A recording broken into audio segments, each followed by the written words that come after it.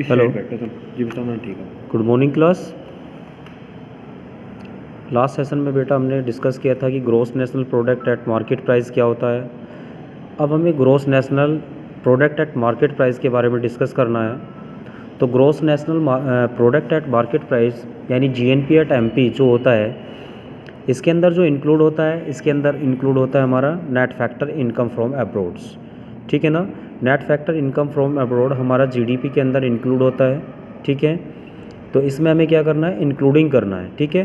तो it means the market value of final goods and services. Market value final goods and services की जो value होती है produce in the economy during years inclusive of NFIA। ठीक है ना। Inclusive क्या होता है, जीडीपी के अंदर आपको ध्यान रखना है, यानी जीडीपी के अंदर हमारा जो इंक्लूडेड होता है जीडीपी में, यदि हमें जीएनपी या टेम्पी निकालना है तो हमें क्या करना पड़ेगा। मैंने आपको फॉर्मूला बताया था आपको, जब आप इसका फॉर्मूला स्टार्ट करते हैं तो फॉर्मूला स्टार्ट करने के लिए आपको सबसे पहले क्या करना है, ध्यान से समझना इसको, कि जो फर्स्ट फार्मूला आप जब जनरेट करेंगे, ठीक है ना, डेट आज हो गया 18/1/22। ठीक है। क्लास हो रही है तुम्हारी ये इकोनॉमिक्स की 12th class, subject economics, part second. यदि हमें पहला पॉइंट दिया है जीएनपी एट एमपी, ठीक है ना, जीएनपी एट एमपी हमें निकालना है। जीडीपी आपको दे रखा है, क्वेश्चंस में गिवन है। ठीक है। गिवन हो गया आपका जीडीपी। ठीक है। तो सबसे पहले आपको क्या करना है, देखिए मैंने आपको एक चीज़ बताई थी, यदि यहाँ पे आपको जीएनपी एट एमपी निकालना है बराबर आपको जीडीपी एट एमपी आपको क्वेश्चन में दे रखा है, तो ध्यान ये रखना है कि जीडीपी यहाँ पे भी है, यानी एमपी यहाँ पे, मार्केट प्राइस यहाँ पे भी है, मार्केट प्राइस यहाँ पे भी है, ग्रोस नेशनल यहाँ पे भी है, ग्रोस यहाँ पे भी है, प्रोडक्ट ये है, प्रोडक्ट ये है, लेकिन यहाँ पे क्या है, नेट है। नेट मतलब ये नेट है और ये आपका क्या है, डी है, यानी ये नेशनल है और ये आपका डोमेस्टिक है। ठीक है। जब भी आप नेशनल क्रिएट करना चाहते हैं डोमेस्टिक से, ठीक है, तो आपको क्या करना है, जब भी आपको नेशनल में नेशनल क्रिएट करना है और ये आपको डोमेस्टिक दे रखा है, ठीक है, तो आपको करना क्या है कि डोमेस्टिक में आपको एक चीज़ करनी है। ठीक है। डोमेस्टिक में आपको एक चीज़ करना है, क्या करना है, डोमेस्टिक में आपको NFIA ऐड कर देना है। ठीक है। NFIA ऐड करने NFIA मतलब net factor income from abroad. यदि फोर्थ पॉइंट की बात करें तो हमारा आएगा इसके बाद NNP एट MP, यानी NNP एट MP। यदि आपको NNP एट MP निकालना है और आपको क्वेश्चन में GDP एट MP दे रखा है, ठीक है ना, क्या दे रखा है, GDP एट MP आपको दिया हुआ है, GDP एट MP दिया हुआ है। देखिए यहाँ पे मार्केट प्राइस है, मार्केट प्राइस है, यहाँ पे मार्केट प्राइस है। ठीक है। यहाँ पे प्राइस है, यहाँ पे प्राइस है, यहाँ पे N हो गया, यहाँ पे N हो गया, और एक यहाँ पे GD हो गया और एक यहाँ पे D हो गया। यानी पहले वाला N जो है नेट को डिफाइन करता है और दूसरी यहाँ पे क्या करता है, यहाँ पे डिनोट करता है क्या, यहाँ पे करता है आपका ग्रोस। ठीक है। यानी यहाँ पे करता है ग्रोस को, यहाँ पे आपका डिनोट करता है नेशनल को, यानी नेशनल को, और यहाँ पे डिनोट कर रहा है बेटा डोमेस्टिक को। अब आप देखिए दो चीज़ें आपको मिल गई, एक तो नेट मिल गया, एक ग्रोस मिल गया, एक नेशनल मिल गया, एक डोमेस्टिक मिल गया। ठीक है ना। बात वही आ गई जो मैं आपको बताने चाह रहा हूँ, ध्यान से समझो इस बात को। यानी यहाँ पे जब आप नेट दिया है, ग्रोस निकाल रहे हैं, ठीक है, यानी इसका मतलब क्या है, यहाँ पे आपका डेप्रिसिएशन इंक्लूड है। ठीक है ना। जब आप नेट से, ठीक है, क्या निकालोगे, ग्रोस, ग्रोस से आप यदि नेट निकालते हैं तो मैंने आपको बताया था, ग्रोस में से आप डेप माइनस कर दीजिए तो आपका नेट निकल के आ जाएगा। और जैसे ही आप NNP एट MP निकालते हैं, NNP at MP GDP at MP से, तो देखिए यहाँ पे आपको एक चीज़ देखने को मिल गई, यहाँ पे ग्रोस है या नेट है, यानी यहाँ से डेप हमने माइनस कर दिया। यहाँ डोमेस्टिक है या नेशनल है, अभी हमने पढ़ा था पिछले वाले पॉइंट्स में कि जब आपको नेशनल निकालना है डोमेस्टिक से तो आपको एक चीज़ का ध्यान रखना है, यहाँ पे NFIA को क्या कर देना है, प्लस कर देना है। ठीक है। NFIA को प्लस कर देना है। तो इस तरीके से ये आपका एक पूरा का पूरा फॉर्मेट हो जाएगा। उसके बाद यदि आपको फिफ्थ पॉइंट की बात करें, आपको GDP एट FC दे रखा है। मान लीजिए आपको GDP एट FC दिया, GDP एट FC दे दिया, ठीक है, और आपको जीडीपी एट एमपी दे रखा है, जीडीपी एट एमपी दे रखा है। तो अब आपको जीडीपी एट एफसी निकालना है। यहाँ पे सेम है, यहाँ पे सेम है। यहाँ फैक्टर कॉस्ट है या मार्केट प्राइस है।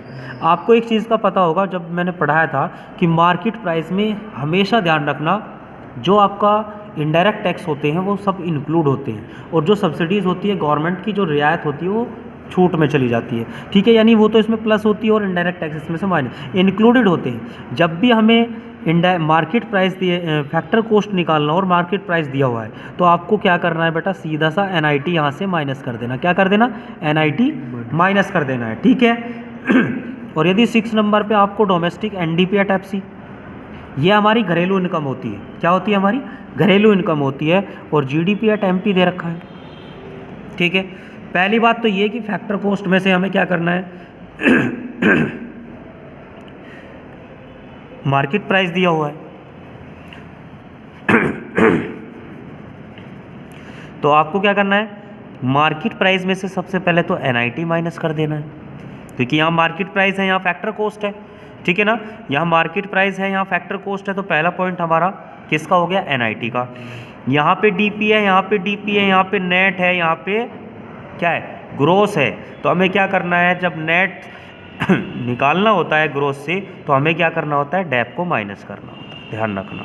तो ये दो चीज़ें हम माइनस करेंगे जीडीपी एट एमपी में से, तो हमारा एनडीपी एट एफसी निकल के आ जाएगा। तो इस तरीके से आपको ध्यान रखना है, ये कुछ पॉइंट्स हैं आपके जो कंटिन्यूसली चलते रहेंगे। और इसी तरीके से एक पॉइंट और देखिए, पॉइंट नंबर 7, यदि आपको जीएनपी एट एफसी दे रखा है, क्या दे रखा है, जीएनपी एट एफसी दे रखा है, और आपको क्या निकालना है, मान लीजिए आपको gross national product at factor cost दिया हुआ है, ठीक है। आपको करना क्या है, जीडीपी एट एफसी दे दिया, जीडीपी एट एफसी दे दिया, ठीक है। जीएनपी एट एफसी दे रखा है, जीडीपी एट एफसी दे रखा है, एफसी से एफसी कट गया, पी से पी कट गया, जी से जी कट गया, यहाँ आ गया नेट, और यहाँ आ गया डोमेस्टिक, ठीक है ना। नेट और डोमेस्टिक की आपको पता क्या है, यहाँ पे नेशनल है और यहाँ पे डोमेस्टिक है, यानी प्लस कर दो किसमें, क्या, एनएफआई, ठीक है ना। तो इस तरीके से आपको करना है। एक हमारी जो निकलती है वो निकलती है नेशनल इनकम। यदि आपको नेशनल इनकम निकालनी है और आपको दे रखा है क्या, जीएनपी एट एफसी, ठीक है ना, और एनएनपी एट एफसी को हम बोलते हैं, ये लास्ट पॉइंट है मेरा 8 नंबर का पॉइंट है, NNP at FC. NNP at FC, जब भी हम एनएनपी एट एफसी निकालेंगे तो हमेशा ध्यान रखना, एनएनपी एट एफसी जब भी हम निकालेंगे और हमें जीएनपी एट एफसी दे रखा है, जीएनपी एट एफसी दिया है, ठीक है, ये दिया हुआ है क्वेश्चंस में, ये गिवन है, ये निकालना है। तो ध्यान रखो, एनएनपी एट एफसी है, ठीक है, जीएनपी एट एफसी आपको दे रखा है, एफसी से एफसी कैंसिल हो गया, ठीक है। हमारे पास क्या बचा, एनएनपी और जीएनपी, ठीक है। एनएनपी एनएनपी है, एनएनपी से एनएनपी हट गया, ठीक है। अब हमारे पास क्या बचा, हमारे पास बचा नेट और यहाँ पे बचा ग्रोस। मैंने कहा था जब भी आपको नेट निकालना है ग्रोस से, तो क्या करना है बेटा, यहाँ से केवल डैप को माइनस करना है। क्या करना है, ओनली डैप को माइनस कर देना। तो यहाँ से डैप माइनस हो जाएगा। इस तरीके से हम, यदि हमें क्वेश्चन में जीएनपी एट एफसी दिया हुआ है और हमें नेशनल इनकम निकालनी है, तो आपको सिंपली क्या करना है, आपको डैप वहाँ से रिड्यूस कर देना, माइनस कर देना है, दिस फॉर्मूले के अकॉर्डिंग। बस दो चीज़ों को पकड़ लेना, एक आप नेट, एक ग्रोस, ठीक है, इनके बीच का जो डिफरेंस होता है वो होता है डैप। दूसरा पॉइंट आपको पकड़ना है फैक्टर कॉस्ट का और मार्केट प्राइस का, इनके बीच का जो डिफरेंस होता है वो होता है एनआईटी, और एक होता है बेटा नेशनल इनकम यानी नेशनल, और एक होता है डोमेस्टिक, ठीक है ना। इनके बीच का जो डिफरेंस होता है वो होता है तुम्हारा एनएफआईए, ठीक है ना, NFIA, net factor income from about. ये तीन चीज़ें यदि आपके दिमाग में सेट होगी तो न्यूमेरिकल आपका कहीं नहीं जाएगा। किसी भी तरीके से आप इसको उठा के देख लेना, किसी भी तरीके से इसको करके देख लेना, ठीक है। ये एक टर्म्स हो गई, ये मैंने आपको एक्सप्लेनेशन किया हुआ है पूरा का पूरा कंप्लीटली, मैंने नोट्स भी भेजे थे आपको, यदि आपने किए हों अच्छे से तैयार तो ये आपको बहुत इजीली लर्न हो जाएंगे और अच्छे से आप इसको कर पाएंगे। अच्छा, एक पॉइंट आप ध्यान से देखिए, मैंने एक आपको नोट्स भेजा था नॉमिनल जीडीपी का, ठीक है ना, नॉमिनल जीडीपी का भेजा था, और एक मैंने भेजा था आपको रियल जीडीपी का। तो इससे भी बेटा 3 नंबर का न्यूमेरिकल लगता है इन तीनों से, ठीक है ना। इन दोनों जो पॉइंट्स हैं, ये आपका एक नॉमिनल जीडीपी होता है, एक रियल जीडीपी। तो जो नॉमिनल जीडीपी होता है उसको ध्यान से समझो क्या होता है। नॉमिनल जीडीपी वो जीडीपी होती है जब market value of A final goods and services produce with in the domestic territory of a country, जब हम अपने ही देश में किसी गुड्स का प्रोडक्शन करते हैं ड्यूरिंग ए फाइनेंशियल ईयर, एक वित्तीय ईयर्स में, मान लीजिए 1 अप्रैल से हमने कोई प्रोडक्शन करा और 31 मार्च तक हमने वो प्रोडक्शन कंप्लीट कर लिया, ठीक है ना, तो ये हमारा एक हो गया फाइनेंशियल ईयर्स के अंदर। जब हमने वो प्रोडक्शन किया अपने घरेलू उत्पादन के लिए विद द मार्केट वैल्यू में, तो उसकी जो estimated using the current years होता है, जो करंट ईयर पीरियड्स होता है, जो उसका करंट ईयर प्राइस होगा, it also called the GDP, ठीक है ना, जो इसका करंट ईयर प्राइस होता है, ठीक है ना, जो इसका करंट ईयर प्राइस होगा, ठीक है ना, जो करंट ईयर प्राइस है वही इसका कहलाएगा क्या, it is also called GDP at current price, ठीक है ना, जीडीपी एट करंट प्राइस, ठीक है ना, ध्यान रखना ये चीज़ें। और हमेशा इसका एक पॉइंट और ये भी ध्यान रखना, इसको हम इसके अनदर्स नेम जो है, इसका अनदर्स नेम जो होता है, तीसरा पॉइंट ध्यान रखेंगे, इसको मॉनेटरी जीडीपी भी कहते हैं। क्या कहते हैं? मॉनेटरी जीडीपी भी इसी का नाम है, ठीक है। Another's name of nominal GDP is another's name of monetary GDP.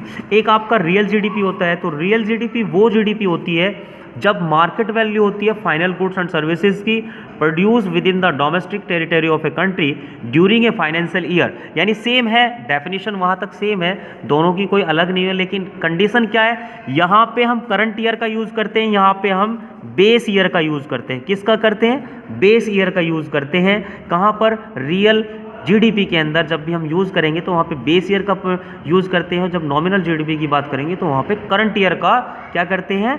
Use करते हैं, करंट ईयर के प्राइस को, ठीक है। तो बेस ईयर प्राइस यहाँ पे सेट करते हैं, ठीक है ना। उसके बाद यहाँ पे क्या होगा, इसी को हम क्या कहते हैं? GDP at called GDP. और इसका जो अनदर्स नेम है, इसके अनदर्स नेम की यदि हम बात करें तो इसको बेटा हम कॉन्स्टेंट जीडीपी या कॉन्स्टेंट हम प्राइस कहते हैं, ठीक है। तो ध्यान रखना, नॉमिनल जीडीपी को हम जीडीपी एट करंट प्राइस भी कहते हैं, मॉनेटरी जीडीपी भी कहते हैं। यदि बात करें रियल जीडीपी की, तो रियल जीडीपी की बात करते हैं तो हमारा ध्यान रखना, इसको बेस ईयर प्राइस कहते हैं और कॉन्स्टेंट प्राइस कहते हैं। क्लियर है? If any other doubt you can asking me. अच्छा, इसका जो फॉर्मूला हम यूज़ करेंगे जब न्यूमेरिकल निकालते हैं, तो फॉर्मूला जब यूज़ करेंगे तो रियल जीडीपी बराबर होता है, यानी रियल जीडीपी बराबर होता है आपका नॉमिनल जीडीपी होती है, यानी जो आपकी नॉमिनल जीडीपी हुई वो, और उसके बटे में लिखते हैं करंट ईयर का प्राइस, ठीक है ना। करंट ईयर प्राइस, जो भी आपका करंट ईयर का प्राइस हो, इंडेक्स हो, वो यूज़ करेंगे और मल्टीप्लाई कर देंगे 100 से। अब यदि इसी फॉर्मूले से मैं कहने लगूँ कि भैया आप नॉमिनल जीडीपी बनाओ, तो नॉमिनल जीडीपी बनाने के लिए हम क्या करेंगे? बटे 1 करके इसको क्रॉस कर देंगे, ठीक है ना, ये इधर आ जाएगा। तो इस तरीके से हम ये चीज़ें ध्यान रखेंगे और ऐसे ही हम अपना नॉमिनल जीडीपी और रियल जीडीपी से एक क्वेश्चंस आएगा जो हम करेंगे जब। एक होता है आपका तीसरा पॉइंट, यदि बात करें तो जीडीपी डिफ्लेक्टर की बात करता है, जीडीपी एंड वेलफेयर की बात करेगा, तो ये भी आपको ध्यान रखना है जीडीपी और वेलफेयर क्या होता है। GDP may be goods and indicator of economic growth, but is the consider a good measure of economic welfare because the following 3 reasons। कितने रीजन्स होते हैं बेटे इनके? 3 रीजन्स होते हैं, 3 कारण होते हैं। कौन कौन से कारण होंगे? वो पहला जो फर्स्ट है वो है डिस्ट्रीब्यूशन ऑफ जीडीपी। क्या होता है? डिस्ट्रीब्यूशन ऑफ जीडीपी, यानी हमने क्या करा, मार्केट वैल्यू के अंदर गुड्स एंड सर्विसेज को बांट दिया, ठीक है। दूसरी बात यदि बात करें तो नॉन मॉनेटरी एक्सचेंजेस वैल्यू होती है इसमें। नॉन मॉनेटरी एक्सचेंज वैल्यू का मतलब क्या है? एक्सचेंज का मतलब है नॉन मॉनेटरी, जहाँ पे पैसों का लेन देन ना हो। जैसे आपने पढ़ा होगा बार्टर सिस्टम, पढ़ा है ना, बार्टर सिस्टम आपने यूज़ किया है, ये चैप्टर में भी था शायद, एक मॉनेटरी वाले चैप्टर में मनी से रिलेशन जब चैप्टर हमने स्टार्ट किया था तो वहाँ पे हमने ये टॉपिक रिलेटेड किया था। एक होता है एक्सटर्नलिटीज़, ठीक है। तो ये 3 पॉइंट जीडीपी वेलफेयर्स के लिए यूज़ किए जाते हैं। कल जब हम डिस्कस करेंगे नेक्स्ट टॉपिक हमारा होगा method of estimating national incomes का, ठीक है ना। जो नेक्स्ट हमारा टॉपिक होगा वो होगा method of estimating national income. तो इस तरीके से इस चैप्टर के अंदर हमने ये कुछ टर्म्स पढ़े हैं और इसके लिए इसके रिगार्डिंग मैंने आपको नोट्स भी सेंड किए हुए हैं, तो अब वे नोट्स आप प्रिपेयर करें अपनी कॉपी पर। उसके बाद मैं आपको कल से 6 नंबर का न्यूमेरिकल जो आपका प्रैक्टिस में आएगा, कुछ उसकी प्रिकॉशंस हैं। 3 मेथड होते हैं, तीनों मेथड में आपको क्लियर करूँगा। पहले वाला मेथड वैल्यू एडेड मेथड होगा, दूसरा जो मेथड होगा इनकम मेथड होगा, और तीसरा मेथड होगा एक्सपेंडिचर मेथड। इन तीनों से एक 6 नंबर का न्यूमेरिकल और 6 नंबर की थ्योरी आपको देखने को मिलेगी। कभी कभी क्वेश्चंस में पूछ लेता है कि explain precaution of value added methods, या पूछ लेता है प्रीकॉशन ऑफ इनकम मेथड या प्रीकॉशन ऑफ एक्सपेंडिचर मेथड। तो इन तीनों में से किसी की भी प्रीकॉशन पूछी जा सकती है, ध्यान रखना। और न्यूमेरिकल तो आपका 100 के 100 यानी 100% आएगा ही आएगा। Thank you classes.